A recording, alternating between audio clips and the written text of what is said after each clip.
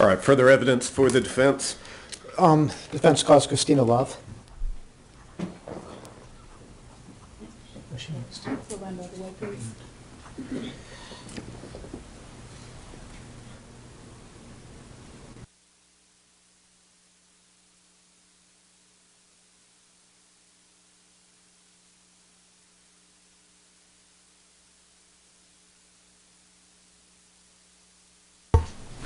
Would you place your left hand on the Bible, raise your right, please. You solemnly swear the answers you get, you solemnly swear the testimony you give this court shall be the truth, the whole truth, and nothing but the truth, so help you God? Yes. Thank you, ma'am. Have a seat. Mr. Brown? Good morning, Christina. Could you please tell the jury your name? My name is Christina Love. And how do you know Travion? Travion is my brother. We have the same father and different mothers. How old are you? I am 23. I'll be 24 in May. So how many months apart are you and Travion? About 6 months. I could talk with you a few moments more about Travion, just get a little bit background about you. Where do you live? In Cary, North Carolina. And where do you work? Right now I work at a breakfast restaurant where we serve breakfast and lunch. To ask you a little bit about your relationship with Travion. Did you two grow up in the same house? No, we did not. Well, how often would you see Travion when you were growing up? A lot. Throughout the course of my years, it was my mom kind of forced the relationship with me and my father, so she would drop me off, and of course, being that Travion lived with my dad, I would see him that way. Who is your father? His name is Michael Clark. How would you describe Michael Clark as a parent?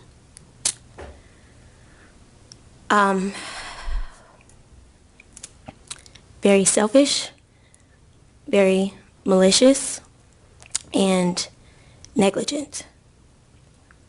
Objection. It's a lay opinion, Your Honor. I'm going to allow it, but it will need further foundation. I'm going to condition it on further foundation. Okay. Well, let's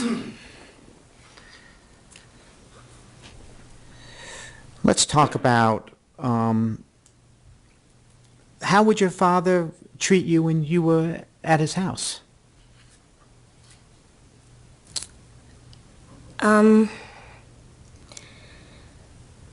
Sometimes like I wasn't really there.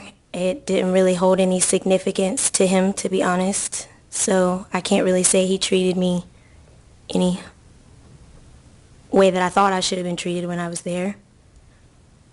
When you would go there, how long would you spend there? If it was during the school year, I'd be there on some weekends. If it was during the summer, I'd be there maybe 2 weeks at a time or a month. It really just depends. Who else was living at the house when you were there? There was my father, Michael Clark, my stepmother, who he was married to, Travion, my 2 older stepsisters, who are my stepmom's daughters from her previous marriage or relationship, and my 2 younger brothers. You said that you described him as being negligent. What did you mean by that?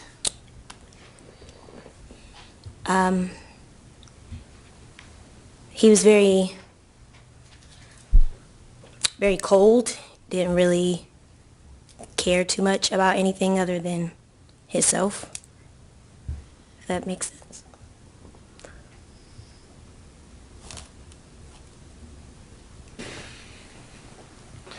You would see, when you were there, you would see how he, while you were there, you could see him, how he treated Travion. How did he treat Travion?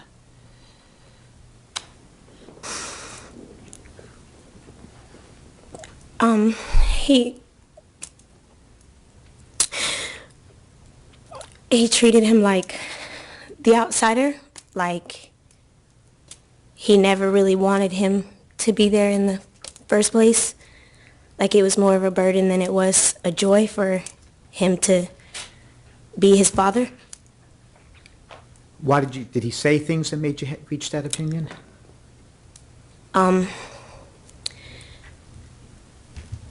For example, he would mentally torment Travion. Like he could do something minor, like break something, and my dad would torment him and say,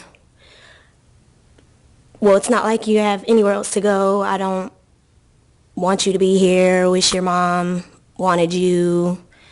I'll kick you out. Or he used to make threats to send him to Holly Hill. Do you want to go with the crazy people if you do something else, or that sort of thing? So he would say that frequently? About Yes. how old was Travion when he was making these comments?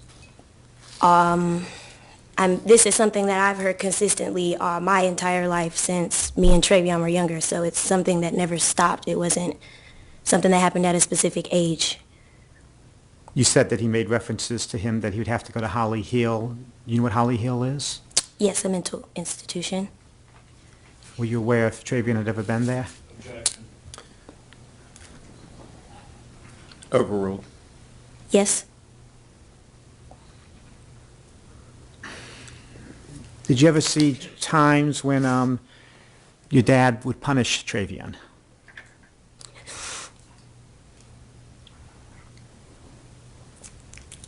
Yes.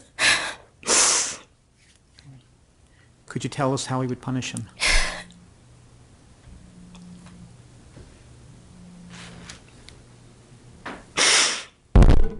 Sorry. In any way possible, physically leaping on him, punching him, hitting him with things, throwing him, just everything in any way possible, how he wanted to, I guess. Did you ever see your father drink alcohol? Yes. How would your father act when he was drinking alcohol? Angry, hostile, negative. Was it different than when he had not been drinking? There wasn't really a difference to me, except when he would drink, it would be a little more escalated, if that makes sense. Mm-hmm.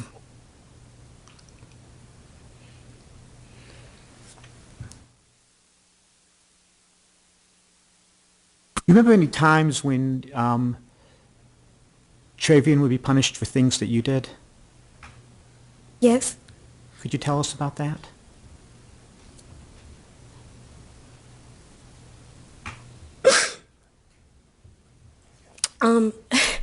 My dad used to have a stick shift truck, and I specifically remember we were outside. My little two brothers were in the back seat, and me and Travion were in the front seat. I forced him to let me pretend that I was driving. I was moving the transmission stick gear, and the car went down the hill and into a ditch. And before my father came outside, Travion said, "Don't say anything," and he took the blame for me so I wouldn't get in trouble. And what happened to Travion? My father beat him pretty badly. You remember about how old you were when this happened? Maybe, I wasn't in my teen years yet, I know that. I had to be maybe somewhere between 8 and maybe 10. And so Travion would have been about a few months younger than you at that time? Yes, we're neck and neck. When you stayed with Travion, did he when you stayed at the home where Michael Clark and Travion were living, did Travion have his own bedroom? No, he did not. Did he have his own bed? No, he did not.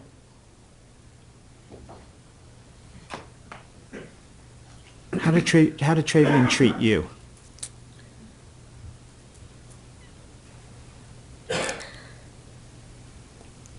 Like I was his angel.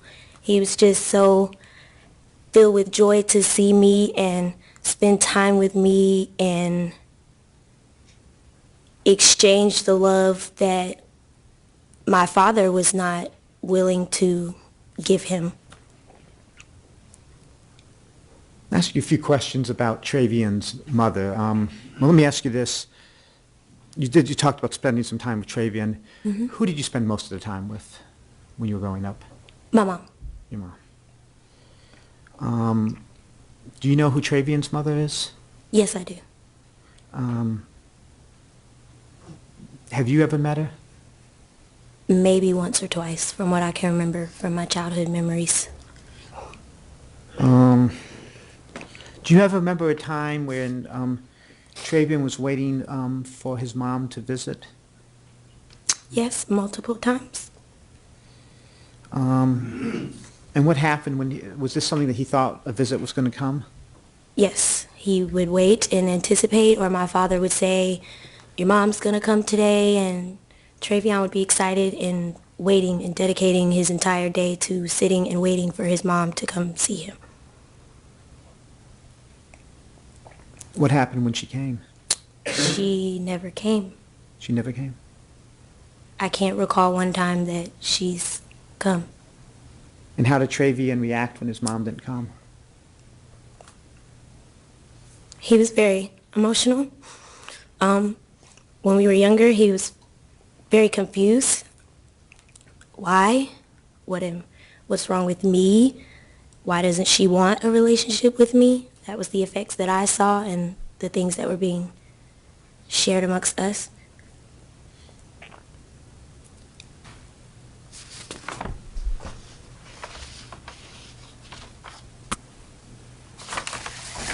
Do you ever recall any efforts being made to try to find Travion's mom while you were staying with your dad?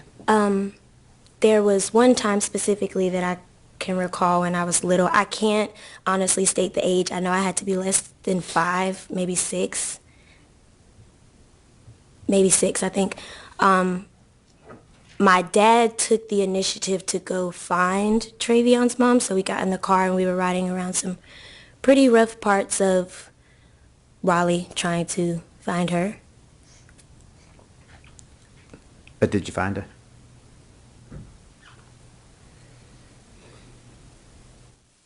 Did you ever see a time when you saw Travion having nightmares?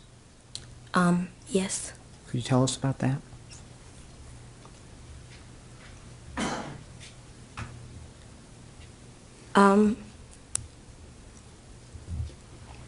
Sometimes he would wake up upset and emotional, or sometimes he would wake up at peace but just very broken and kind of, questioning things and trying to find clarity of why his life was the way that it was.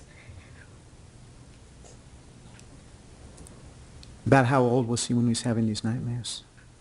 I really can't specify a specific age. It's something that's kind of always occurred.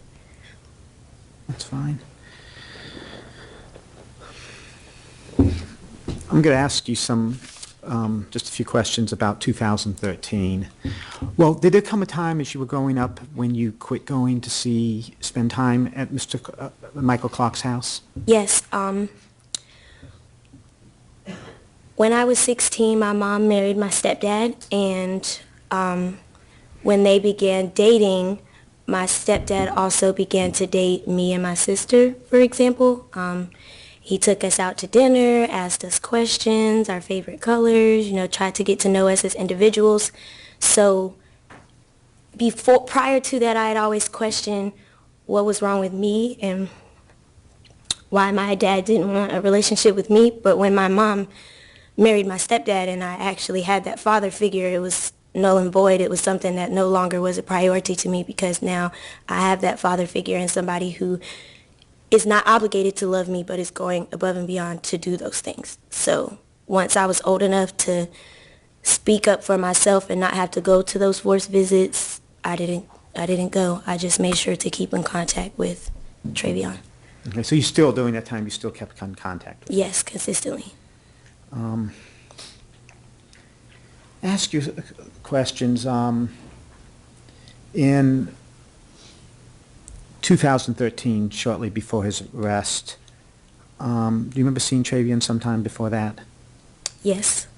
Okay. And you probably don't remember the exact date, and that's fine, but... I do not remember the exact day or month, to be honest, but he popped up at my house, at my apartment. And what did he ask you? He had told me about what happened with my dad. He was very upset. My dad had kicked him out, and... It's stipulated to, Your Honor. And it's just going to the foundation with it. All right, go ahead. My father kicked him out, and he told me he needed somewhere to stay. Were you able to give him a place to stay? I was not at that time. I had just lost my job, and my partner at that time was taking on most of the financial responsibilities, and we were also working through some things at the time. I didn't feel like it was fair to ask her to not only pick up my slack that I'm not able to bring forth to the table, but to also bring on the challenge of moving Travion in and helping him at that time. Have you talked with your father about testifying today? I did. Overruled. I did. And what did he tell you about your decision to testify?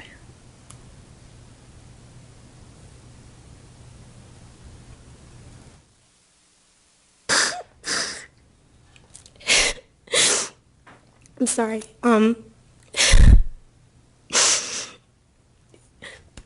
His exact words, am I able to say his exact words? His exact words were, "Kiss my ass, fuck you, bitch, and burn in hell," and then he hung up in my face.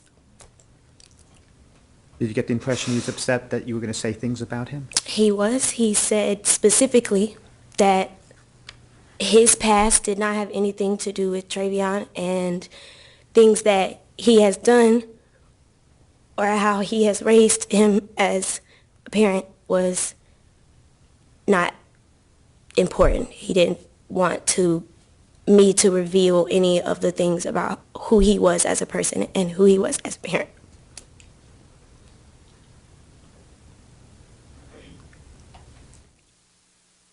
Do you love Travion? I do. Do you want him to continue to be part of your life? I do. I would give anything to do that. Thank you. I have no further questions. Mr. Waller? If I may have just a moment. Yes.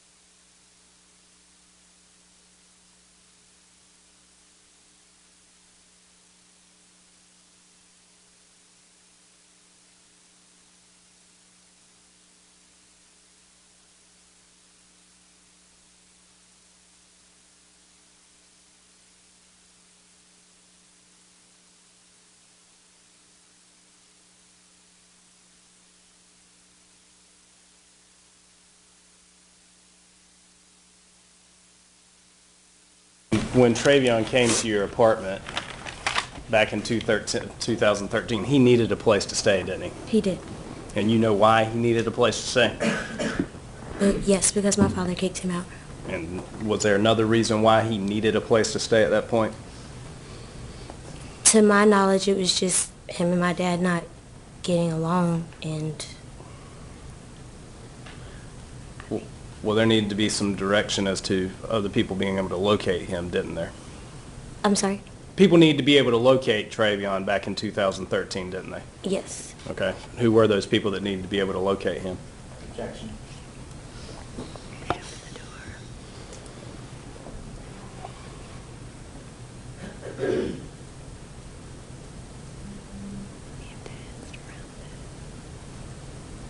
We may need to be heard outside the presence. All right. Members of the jury, I'm going to ask you to step in the deliberation room for a moment. Please don't talk about the case among yourselves. Leave your notepads in your chairs.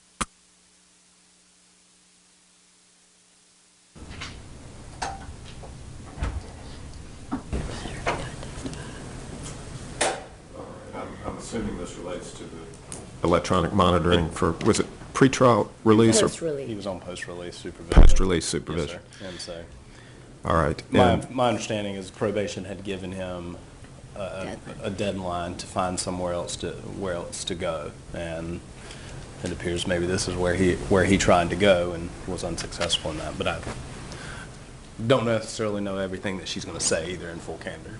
Right. Ms. D, Mr. Brown. I mean, I think the evidence has been kicked out of the home. I think that this is not something that should open the door to that evidence, if it's otherwise not opened the door to it. And about the parole, the probation situation, probation or parole, post-supervised release situation with it. They have asked other people if he asked for a place to stay. We know that he's been kicked out of his home, and she said that he did come to her and she wasn't able to provide a place. And that's the relevance of it. And she did already testify that she didn't know of any reason besides her father being angry. And I would suggest that the question of did people need to be able to find him is a sort of wide open question. To me, that doesn't indicate that she has any knowledge about any of these matters. In fairness, I was trying to play by the rules a little bit. I do think that in a general sense, the anger that is being testified to by Mr. Smith's regarding that Mr. Smith's father demonstrated, I think, out of fairness, the state is entitled to inquire into that, and the fact that a son is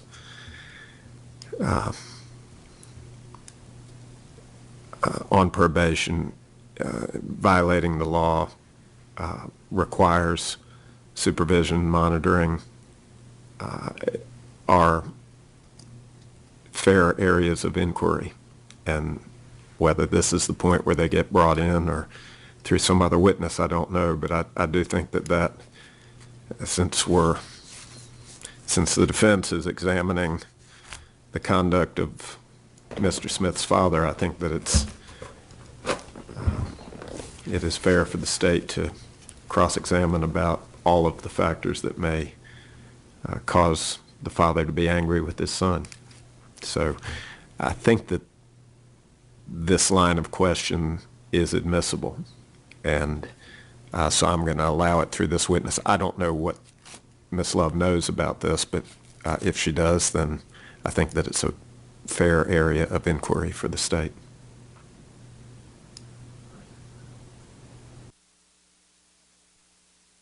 Based on 15A, 2000, 5th, 6th, 8th, and 14th Amendments. And I will renew that objection, but for those reasons. All right. So let's go ahead and bring the jurors in. I'm going to overrule the... To see whether she does have that information.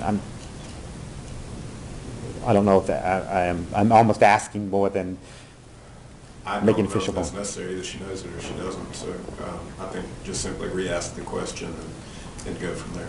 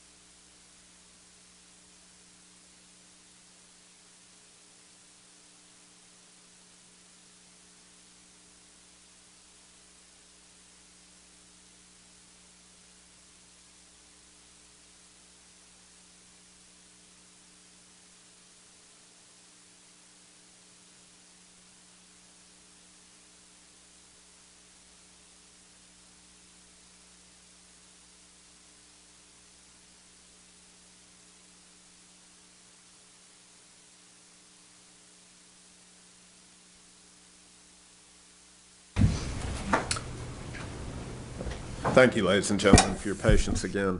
The objection is overruled. Mr. Waller, if you'd re-ask your question, sir. Thank you, Your Honor. Miss Love, were you aware that individuals or people were looking for Travion Smith as well? Yes. Okay, and you were aware that he was on probation at the time? Yes. Okay. And at the time, he had been kicked out of this, you say he was been kicked out of his father's house because of, that his father was angry with him, but his father also knew that he was on probation and that he was not following those rules. Is that right?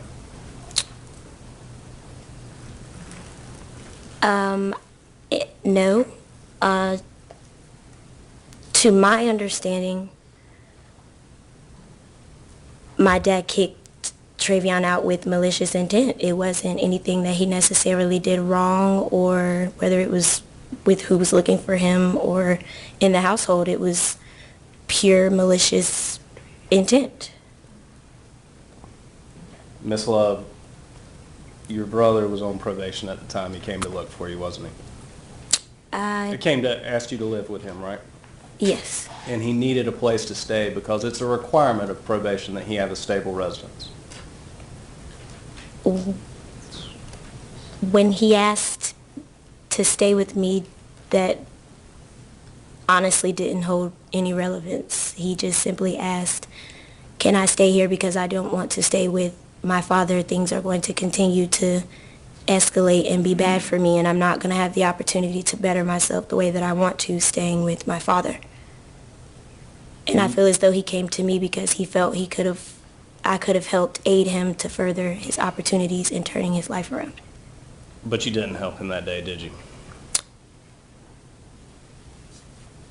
With a place to stay, no. And you knew he needed a place to stay because he was on probation? Yes. You lived primarily with your mother? Yes. Okay.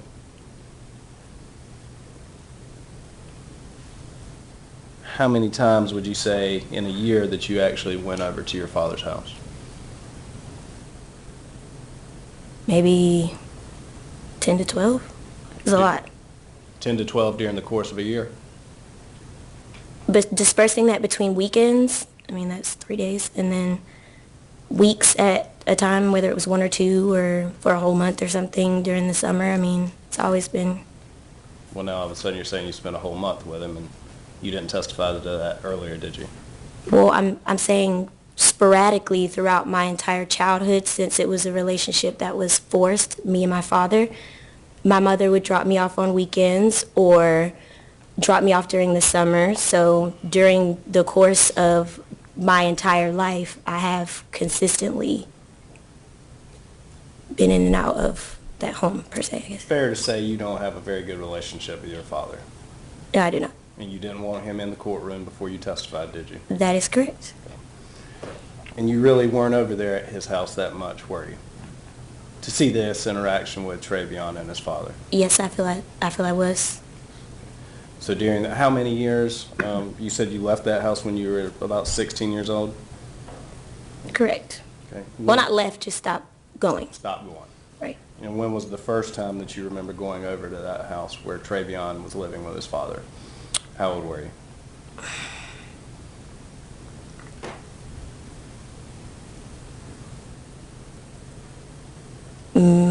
I honestly am not sure, only because my relationship with Travion,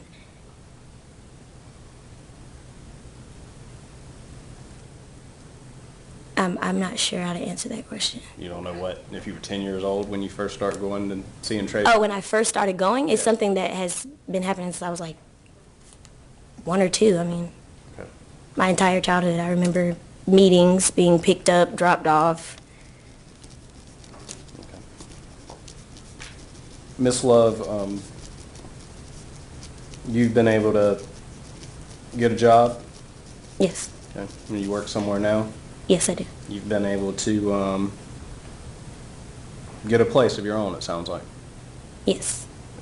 And that's despite this interactions that you've had with your father that you've characterized to us as not a happy relationship. That is correct. I You've feel been as able to though. do things on your own. Yes or no? No. my mother helped me as far as my foundation of, paying bills, finding an apartment, getting a job, staying on the right track. I mean, I had the ability to escape that entire world that consisted of my father. So I was able to go through things that hurt me and has still had a negative effect on me, and be able to have that escape and healing process and rehabilitate myself from those things that have happened. Travion did not have that opportunity because the only parent that he did have was the one parent who it seemed like was going above and beyond to not only express that he didn't want him, but he didn't really care to help him in any way, shape, or form. He didn't have the opportunity to go to school. Yes. He didn't have the opportunity to go out and find a job. Yes. Okay. Thank you, Ms. Love. I don't have any other questions. Redirect. Yes, sir. Again, the person that you primarily spent time with was your mother, correct? Correct. Did she treat you the same way as your dad did? No.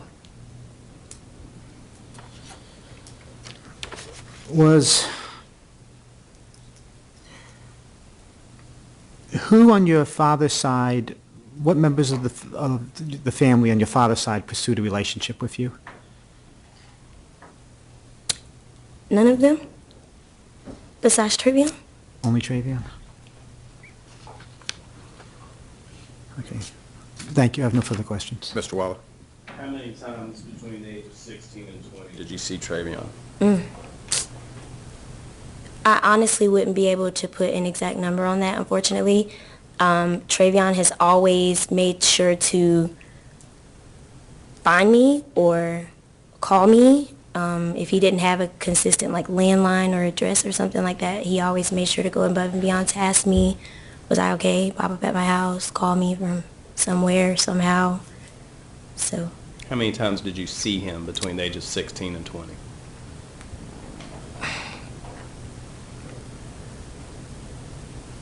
I'm not sure what exact number to really give because, like I said, the visiting and us conversing has been consistent even between the age of 16 to this day. So I've always saw him maybe, if you want a number,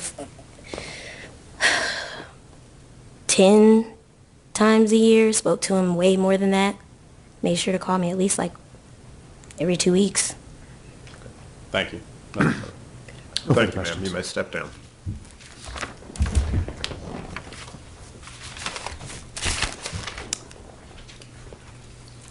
Further evidence for the defense? The defense calls Candy Albrecht.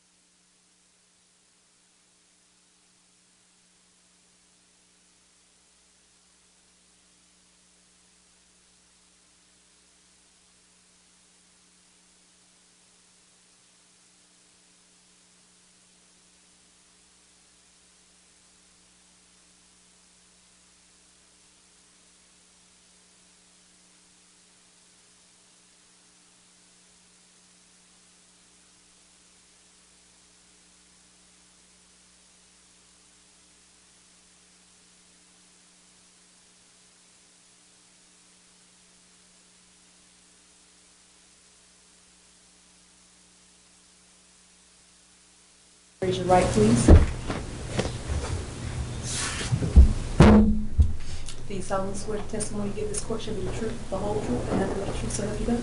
I do. Thank you, ma'am. Please be seated. Mr. Brown? All right. Ms. Albrecht, could you tell the jury your name? My name is Candy Albrecht, formerly Candy Love. Okay. We just heard testimony from Christina Love. Is she any relationship to you? She's my daughter. Do you know Travion? Yes, I do. Okay. How do you know Travion? Travion is Christina's brother. They're 6 months apart.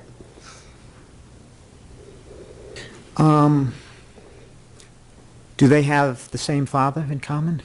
Yes, they do. And who is that? Michael Clark. Could you describe how your relationship with Michael Clark?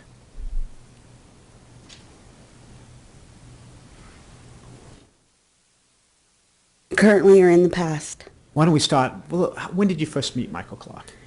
I met Michael when I was home from college and was taking a break. I'd had my other child that's older than Christina, and I met him through a friend. And I forgot to ask some just background questions, but where do you live? I live here in Cary. Okay. And what do you do for a living? I'm a manager for a major retail store. Okay. And going back, so did you and Michael Clark start dating? Yes, we did. Okay. And at some point you became pregnant with Christina? I did, and we got engaged. You got engaged. And did you get to know members of his family? Yes, I did. What happened to that engagement? Over a holiday while I was at Michael's home planning for our wedding, and that was coming up for the next year. I was there when he got a phone call from someone that I didn't know at the time, constantly calling over and over and over and over. And when I finally got the phone from him, I was told that he needed to come pick up his son. And I said to the person on the other line that his son was already there. Talking about his son. He has another son previously before Christina. So I thought that that's who she was talking about, but she said, no, his other son. And so when I questioned him about it, that's when I found out that he had had an affair or cheated, and that's when I found out about Travion. How old was Christina at that point? She was 1. So are you aware of the age difference between Travion and Christina? I didn't at the time until... Well, you're aware of it now? Yes. So how old would have Travion been about that time? If she was 1, if she was 1, then he was just being born, maybe 6 months, because they're only 6 months in age, literally. And what happened to your relationship with Michael Clark at that point? Obviously, we ended our I ended the relationship when I found out about Travion and the fact that his whole family knew about this and other relationships that he was having and didn't share it with me. Despite how that relationship ended, did you keep Christina away from her father at first? Well, yeah, did you keep Christina away from her father? Not at first. I always, for both my daughters, I've always ensured that they had their own opinion about their father and had their own relationship with their father. And they can both attest that I've never said anything negative about their fathers to them. That I encourage them to seek a relationship with them outside of me and what I had experienced in my own hurts and betrayals. I wanted them to grow it themselves. So in the beginning, I didn't keep them apart. And did Christina often go spend time staying with Michael Clark? Yes, she did. She would go for weekend visits or maybe a week in the summer or a holiday when he would show up, or we could find him and he was around and wanted to be in her life. And as a result of that, did you get to know Travion? Yes, I did. Did Travion ever come and spend any time with you? Yes, I saw Travion here and there. I mean, obviously, he wasn't my direct child, so my interaction with him was limited to when their father was around, and I would see him. Did there come a time when Travion was a young kid that he said anything about wanting to live with you?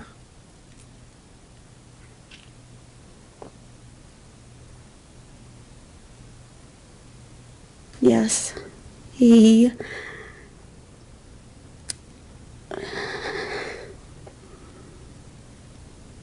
and his sister are very close, not just in age, but just in relationship and fellowship with each other.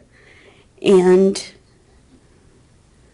when I would interact with him, I would give him the same amount of love and time and talk to him and the things that I would with any normal child. And it got to the point where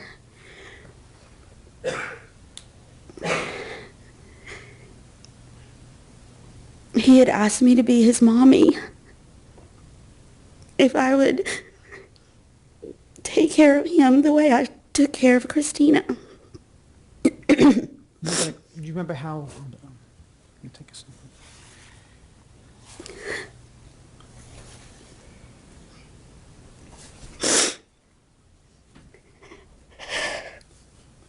Do you remember how old Travion was when he asked you to do that?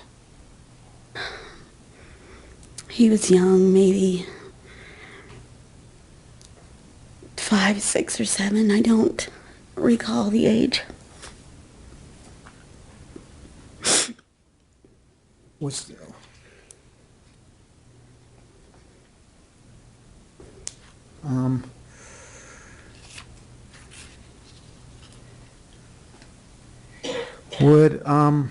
and when he was over with you during the time, that was a time when you would care for him when he was with you? Of course. I would treat him just like I would my 2 daughters.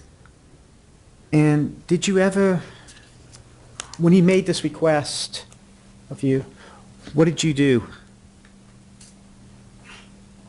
Did you ever talk to Michael Clark about what he said to you? Yes. Could you tell us about that?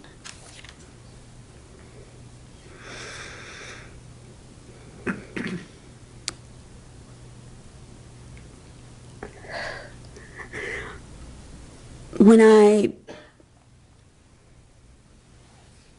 brought it up with Michael, obviously I told Travion that it wasn't my decision, that I would have to talk to his dad about it and see what he said. And so when I brought it up to Michael that I was willing to do this and be there for him and be in his life, Michael said he would do it, but it was conditional. What was the condition? That I had to take him back in order to have Travion. I couldn't have just Travion without him being back in my life. Was that acceptable to you? No, absolutely not. When we talked about the fact that Christina would spend some time with Michael Clark, how did she act after she'd been spent time with him? When she would come back home, I would have to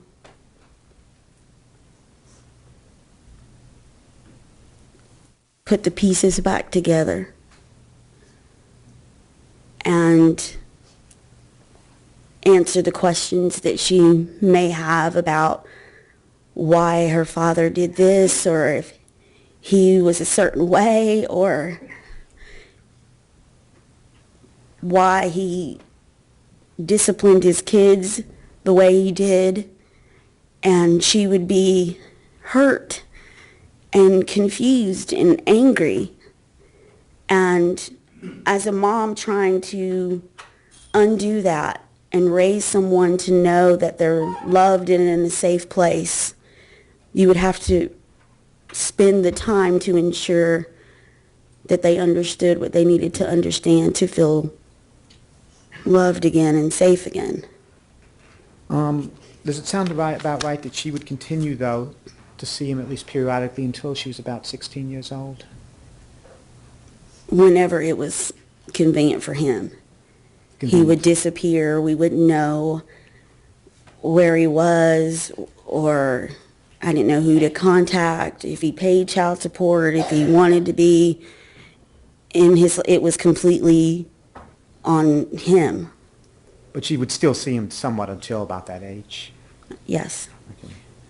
And was that about the time that you got married? that is. I got married to their stepfather, yes.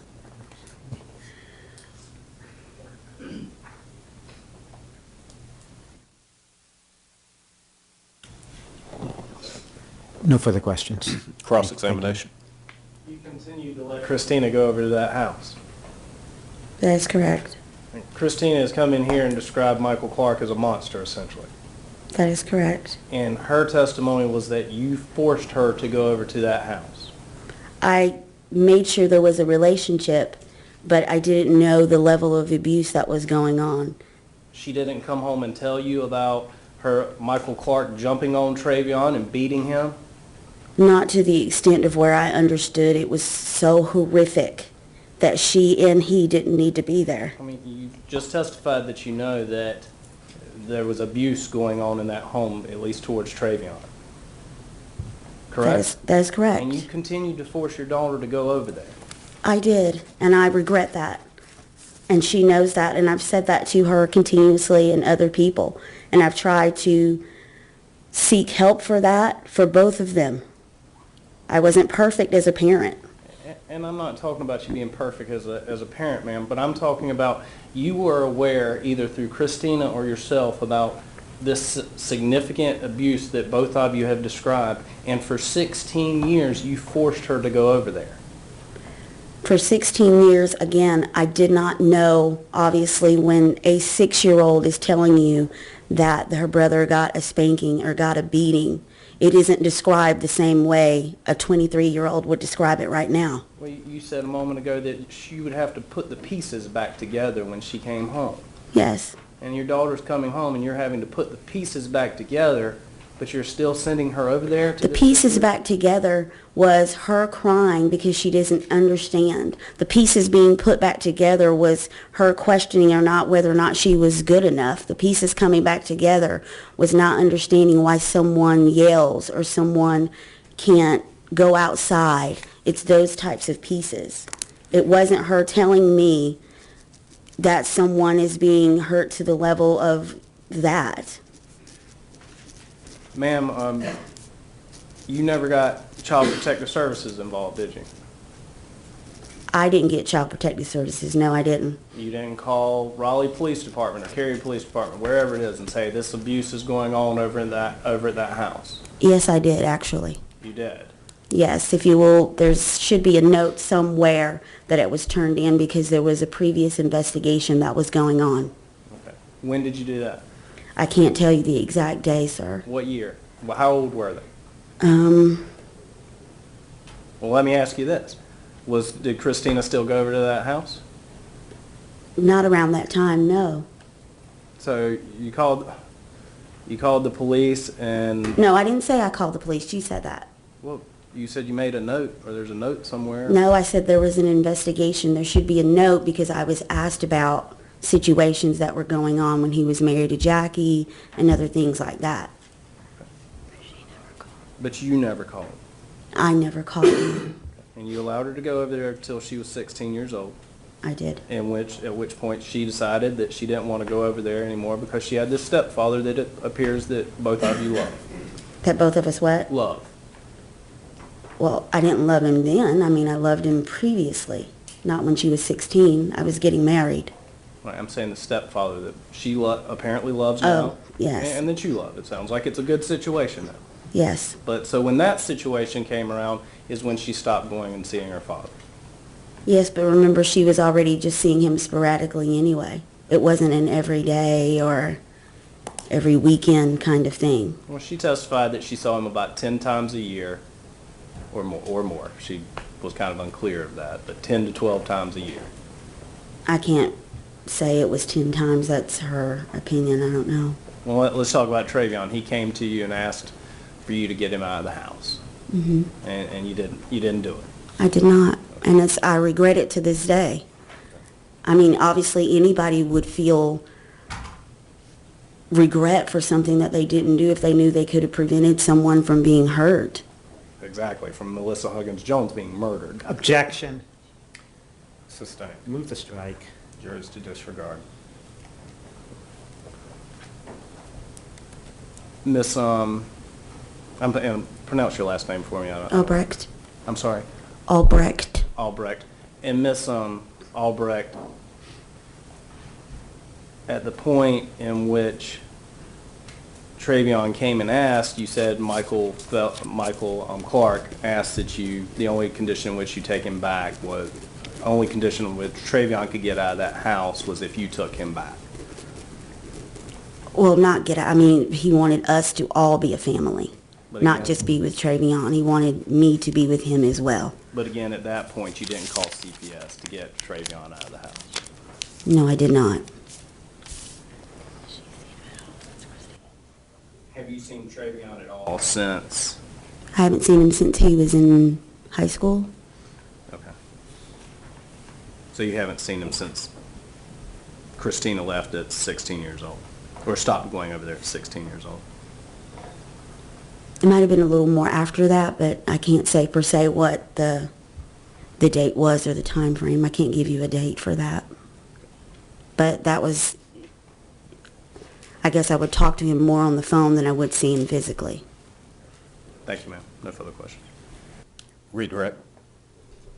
Ma'am, it's safe to say that over the years, looking back, there's a lot of things about what happened that you regret. Absolutely. No one wants to feel like that they didn't do something that they could have done to help someone. Obviously, that's a regret that I have to live with for the rest of my life. Thank you. Thank you, ma'am. You may step down. Thank you.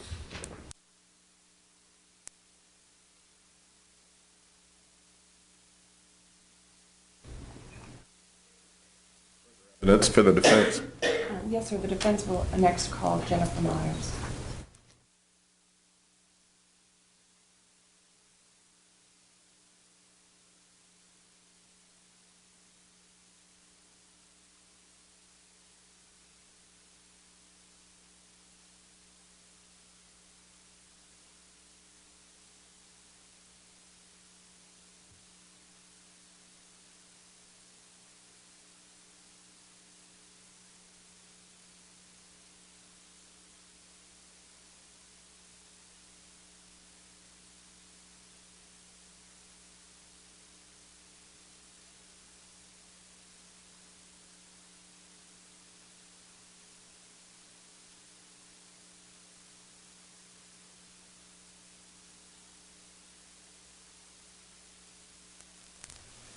Place your left hand on the Bible and raise your right, please.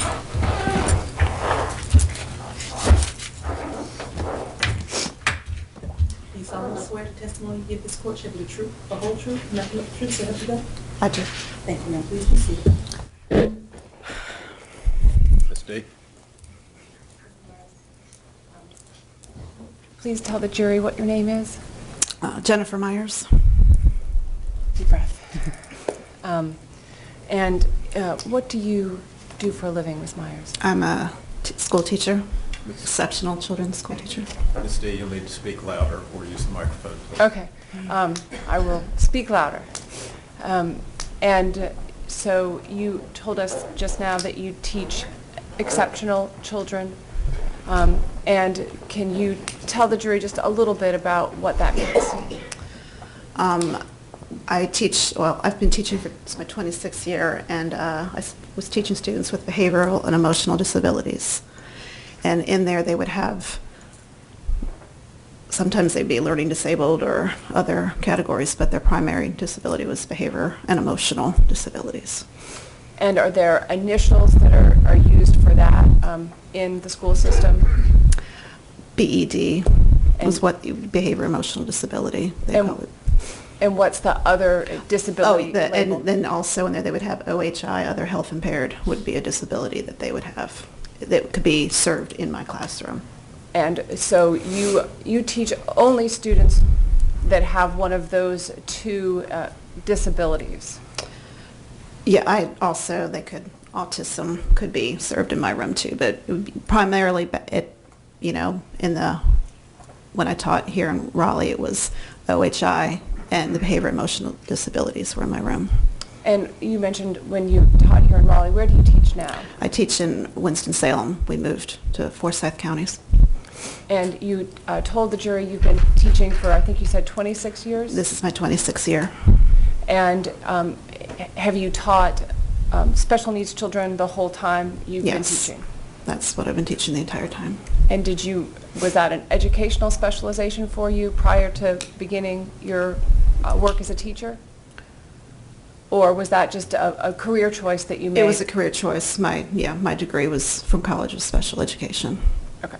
So in special education as your degree, because teaching this student population was always a particular interest of yours? Yes. And so you mentioned that you used to teach in Raleigh. Yes. And was there a time when you were a teacher for Travion Smith? Yes. And what grade would he have been in when you were his teacher? I taught Travion in 4th grade. And how long had you been teaching at that time?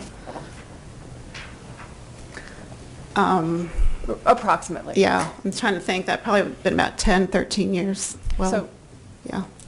You had been teaching for a while. Yeah, yes. And was there some transition for you in your career around the time that you taught Travion? Well, when at the school I taught Travion at was my first year coming to that school, and it was just a very good, positive school. It was great principal, good leadership, a lot of support for my program, which a lot of schools don't have, and it was just a good group of kids, so it was a very positive time in my life and with that group of kids. And did you start teaching them that September?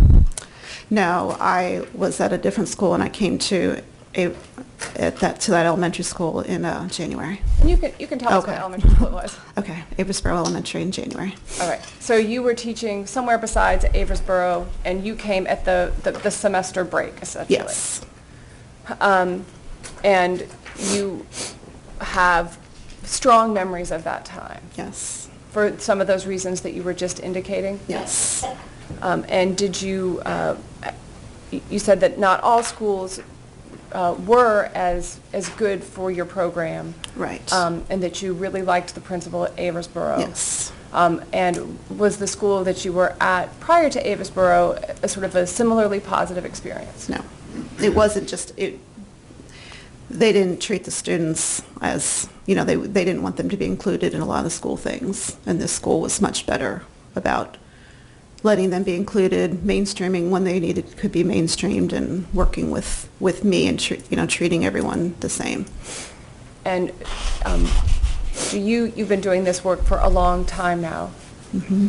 So you've had some chance to see sort of long-term outcomes for your students. And is there an impact of mainstreaming your students on their long-term outcomes? Yeah, I think the more they can get out into the regular classrooms and be around the non-disabled students, it's the better for them. And what are the ways in which you've come to see that that's better for them? I'm sorry.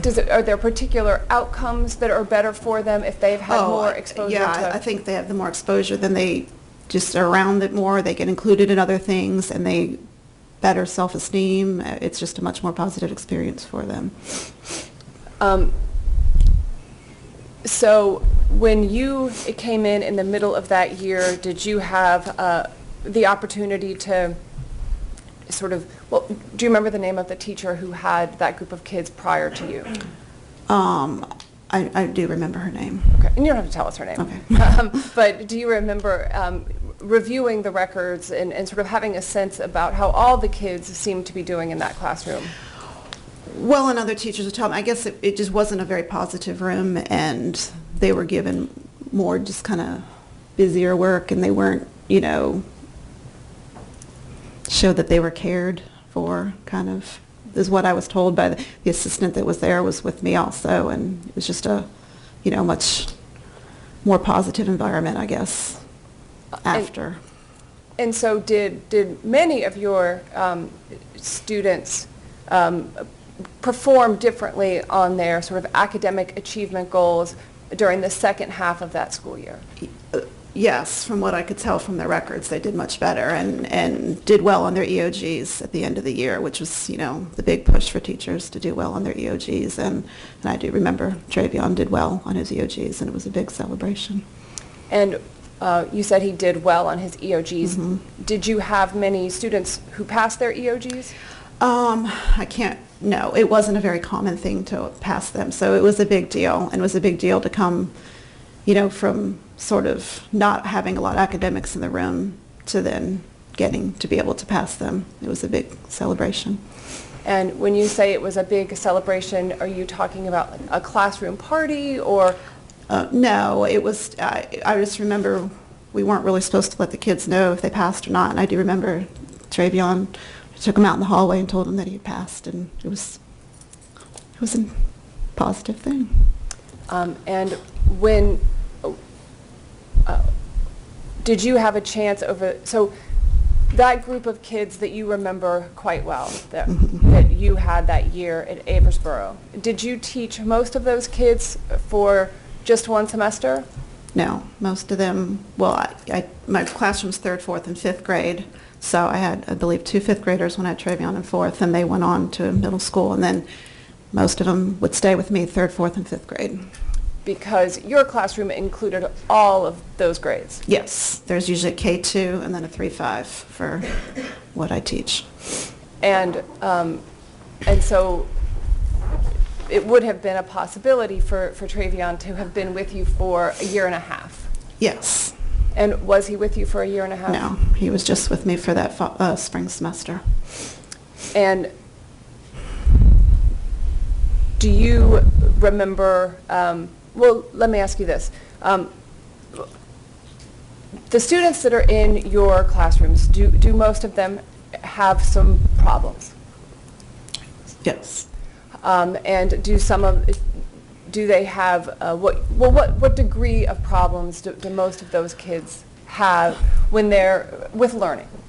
With learning? Or with school? it? Okay, well, most of them have problems. They're identified behavioral emotionally disabled, but most of them are, their home environment is a lot of what has kept them behind, not having the support at home and causing some of them to fall behind in their academics.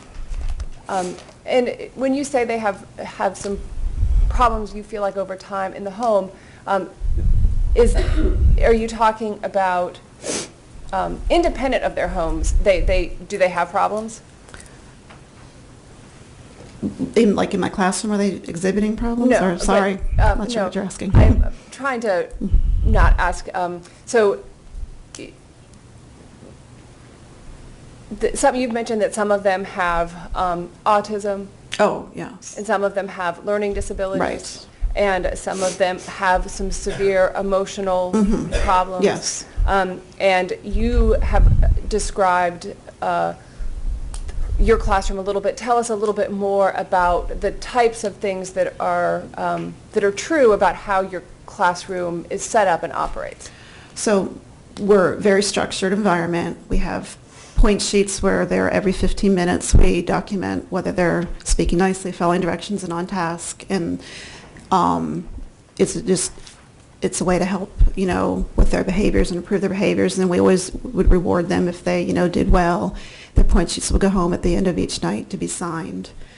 And that way we could have the follow-through with the parents each day on how they did, and always put something positive on their point sheets.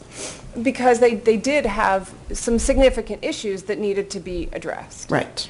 And so having a really closely structured environment like that, was that because of the type of problems that they had? Yes, I think, yes. And so when you say that they also had problems with the home environment, is there a relationship between the structure in your classroom and what you perceived as being problems in their home environments? Well, most homes aren't as structured as a classroom is set up to be, so I think, the structure and the, holding them accountable for what they would do and letting them know you care and all throughout the day. And then when you go home, it's just not set up the same. But you had a point sheet, and was that an attempt to have some carryover with the parents? Yes. And was that so that they could have some sort of system in place at home to reflect what was going on during the day? Yes. And I would try to always have a relationship with parents also, because the closer parents and teachers work together, it's obviously the better outcome for the student. Now, we've heard a little bit about what an IEP is today, but can you just remind us what IEP stands for? Individualized Education Plan. And do the kids in your classrooms, do they generally all have IEPs? Yes, they have to. And is there a team approach to working on the planning for these children? Yes. There's always a regular education teacher, an LEA representative, a special ed teacher, and then parents are always invited to come to the IEP meetings. And do you mentioned that Travion was not with you after that semester. Correct. Do you remember where he went afterwards? He went to the right school, I was told, a different school, alternative school. And do you remember being a part of that decision-making? No, I wasn't a part of that decision-making, and I was surprised. And you mentioned a goal of trying to mainstream children. And in your experience, is there more opportunity to mainstream children in a school like Aversboro? Yes, because the other schools don't have the normal population. They just have the exceptional children. So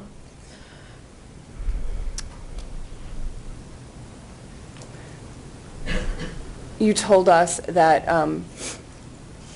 that you remember Travion being excited when you told him about passing the IEP. The EOGs. The EOG, yeah. sorry.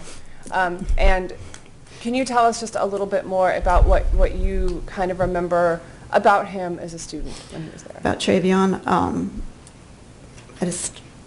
he was pretty good in class. You know, he would do a couple things, but he was always easy to, get him to see what he had done wrong, and he'd want to do better, and he'd want to get a good point sheet to go home.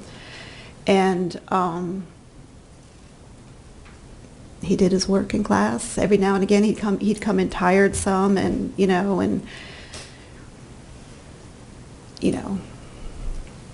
Did he seem to have any interest in pleasing you? Yes, I think he wanted to do well. He wanted to do a good job and please. And he had classmates in there who were, they all knew each other and would be friends. And do you remember what do you remember about his demeanor? I just remember when I first met him, when I came in the middle of the year, he seemed sad. He had kind of just sad eyes. I always remember he seemed sad and lonely in his eyes. And he would come in hungry sometimes. We'd make sure to get him breakfast and food, and sometimes clothing from the clothing room, because his clothes were sometimes like the undershirt, tank shirts, and clothes were just sometimes big, so sometimes we had to help him with his clothes and making sure he had food. And you mentioned that the tank tops, and so would that, is that a preferred shirt at school? No, they're against school rules to have the whole, your side showing. And so you're not talking about having to get him another shirt because it was necessarily inappropriate for the weather or something like that, No. but just because it was against the It was school. against rules, and sometimes they, the pants would just be too big. And, Not sagging big, just too big. And you mentioned that you had a clothes bin at the school. Yeah.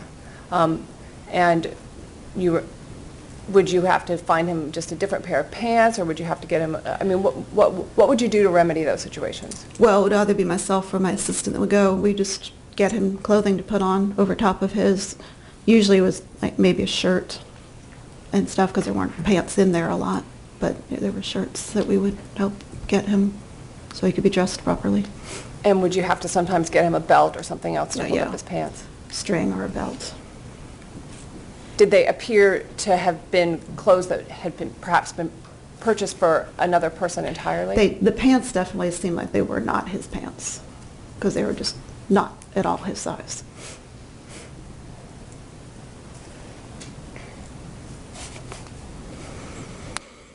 You mentioned that you had a point sheet that you would send home.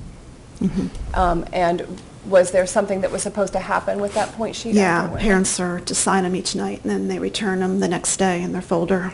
But Travion's wouldn't get signed.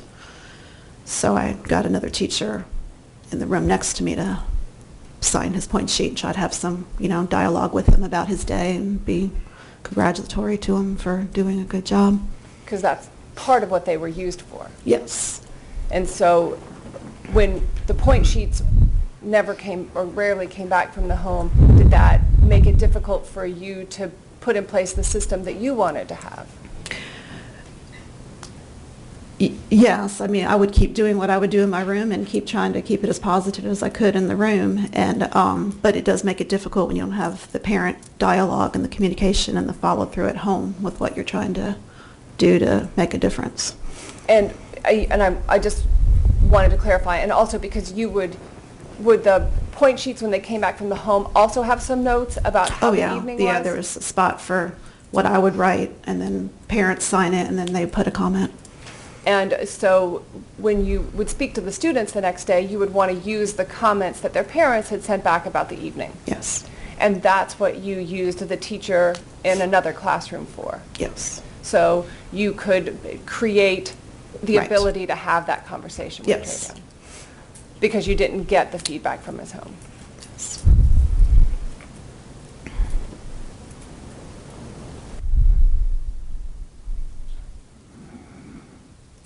And do you remember do you remember who Travion lived with at the time? He lived with his father. And do you remember ever meeting his father? I remember meeting him, I believe, one time.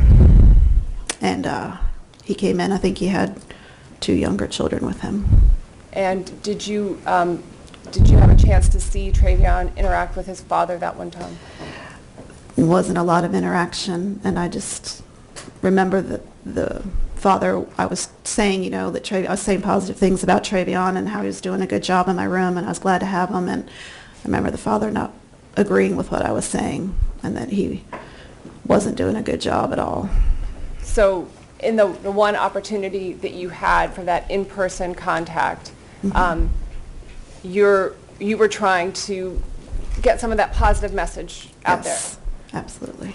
And you indicated that Mr. Clark didn't agree with the positive things you were saying. Right. And do you remember his reaction being a body language reaction? Do you remember him saying things? What gave you the impression that that wasn't? I remember him verbalizing that he wasn't doing well and he was trouble and, getting into trouble, and that, this he just wasn't doing well. Can't remember specifically his words, but that was what he was saying, basically. And you remember, was he saying that in front of Travion? Yeah, Travion would have been in the room, yeah, because I remember it was in the front of my classroom when I met him. And would there have been other, his brothers, you mentioned his younger siblings were there? Yeah, there were two younger ones there, but I don't remember like who else might have been in the room. But, Okay. yeah. But it wasn't just that you got that impression, it was that he actually said that back to you. He said it. Mhm. Thank you.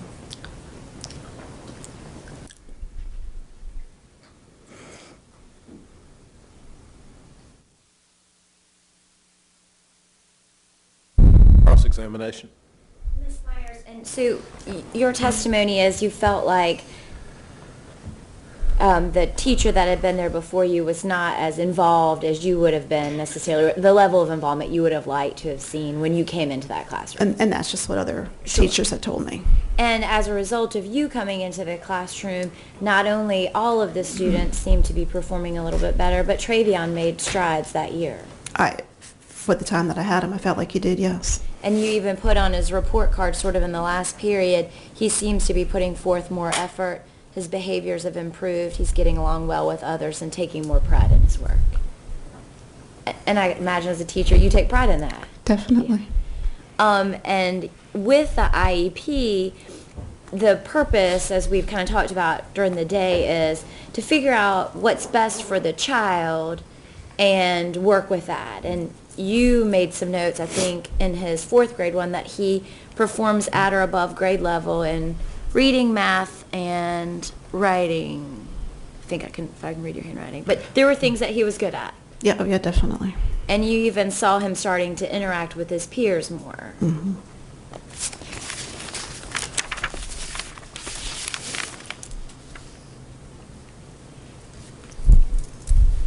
And one of the things that you noticed was his sort of ability to get off focused or lose attention.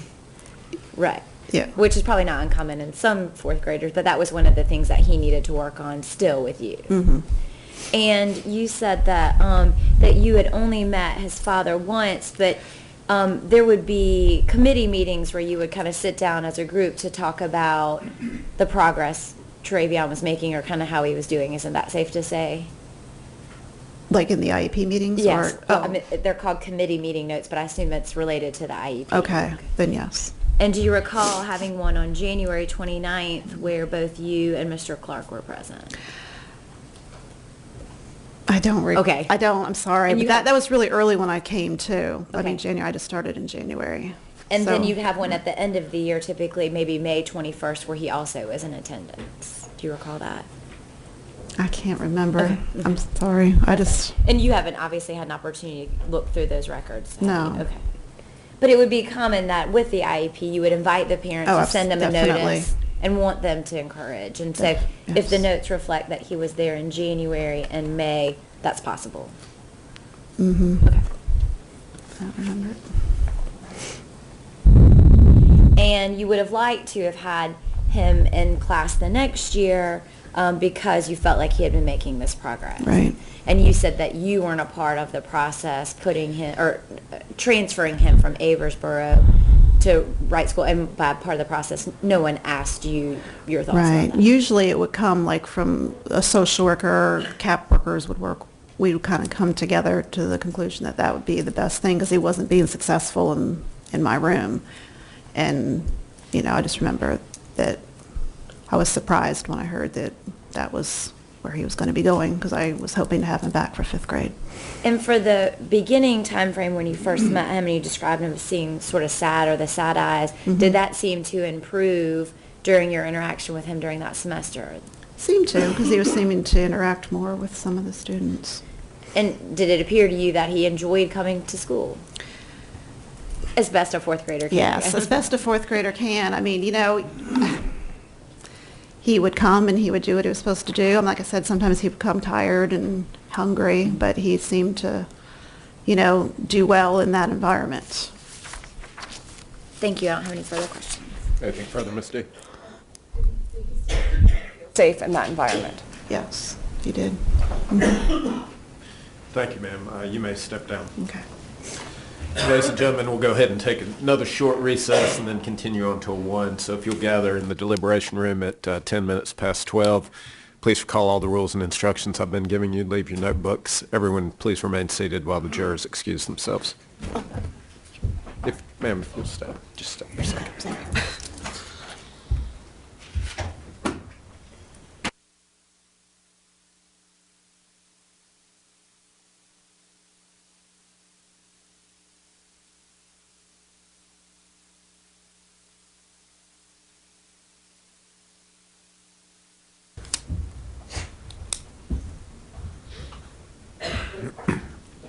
All right, Ms. Myers, you can stay.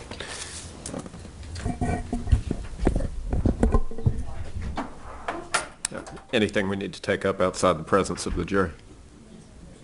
All right, we'll take a 10-minute recess. Report on recess, 10 minutes.